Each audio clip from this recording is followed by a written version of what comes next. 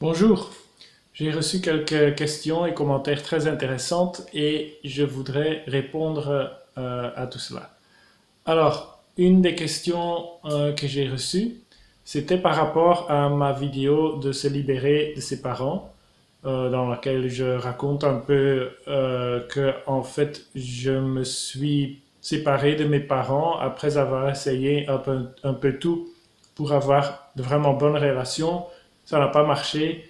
Alors la question, c'est comment est-ce que je vis cela et aussi est-ce que j'ai des cauchemars et comment je le présente socialement. Alors comment je le vis?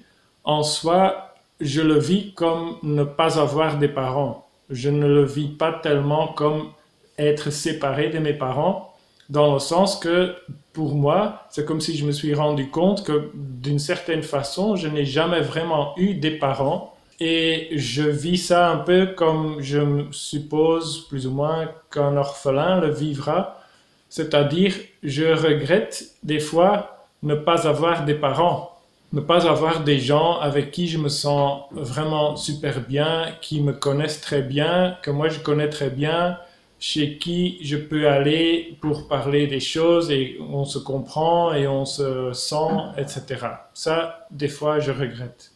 Le fait d'être séparé de ces gens qui ont essayé d'être mes parents peut-être, ou même pas, je ne sais pas, mais où cela n'a pas fonctionné, cela je ne regrette pas du tout. Surtout parce que j'ai vraiment tout essayé pour se rencontrer et j'ai pu constater, prouver, vérifier avec chaque cellule de mon corps et de mon cerveau que rien n'est possible là. Et vu que rien n'est possible là, il n'y a rien de perdu non plus. Et ça n'a aucun sens pour moi d'aller les rendre visite, d'aller parler de tout et n'importe quoi en faisant semblant qu'il n'y a aucun problème et qu'on est les meilleurs amis, fils, parents, etc. Ça n'a pas de sens, ça n'a pas d'intérêt et donc je ne le fais pas et ce n'est pas un manque pour moi non plus. Alors faire des cauchemars, non, je ne fais pas de cauchemars. Je ne fais ces dernières années, déjà pas mal d'années, je ne fais pas de cauchemars, de rien du tout. J'ai fait des cauchemars avant, tout au début de tout ce processus très long et large que j'ai aussi décrit un peu dans mon livre. Et un cauchemar spécifique que j'avais, c'était avec une sorte de personnage d'autorité qui était en même temps une sorte de prêtre, un truc comme ça, qui me poursuivait et j'arrivais à plus ou moins m'échapper, mais jamais vraiment. Il me poursuivait, c'était assez cauchemardesque. Peut-être un jour je parlerai de ça, parce que c'est assez intéressant, ça a des liens à d'autres choses dans ma psychologie, surtout d'avant. Mais donc par rapport à cette histoire des parents, non, je ne fais pas de cauchemar. Pendant quelque temps aussi, je me suis toujours senti mal quand le téléphone sonnait et tout ça. Je me disais, ah non, c'est mon père, ah non, c'est ma mère, etc. Mais maintenant, je le vis assez tranquillement, surtout parce que à la fin, j'ai vraiment été très, très simplement honnête avec eux. Et par exemple, je leur ai dit, écoutez, ce n'est pas plus ni moins que je ne me sens pas bien avec vous. Et donc, ça ne sert à rien d'espérer de moi que je vais venir vous rendre visite, etc.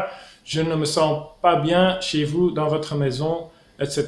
Alors, si vous voulez, on peut travailler cela, mais on ne va pas faire la charade de tous les dimanches se rencontrer dans la maison, prendre du thé et faire semblant que tout va bien. Donc, je n'ai rien à craindre dans ce sens-là, parce que tout est, tout est devant nous sur la table, tout est ouvert, et le résultat, c'est qu'ils font rien avec cela, et voilà, c'est comme ça. En ce qui concerne de comment je le présente socialement, ben, il faut dire, en général, je ne le présente pas socialement, les gens ne le demandent pas non plus, c'est pas comme si au boulot, les collègues demandent comment ça va avec tes parents, etc.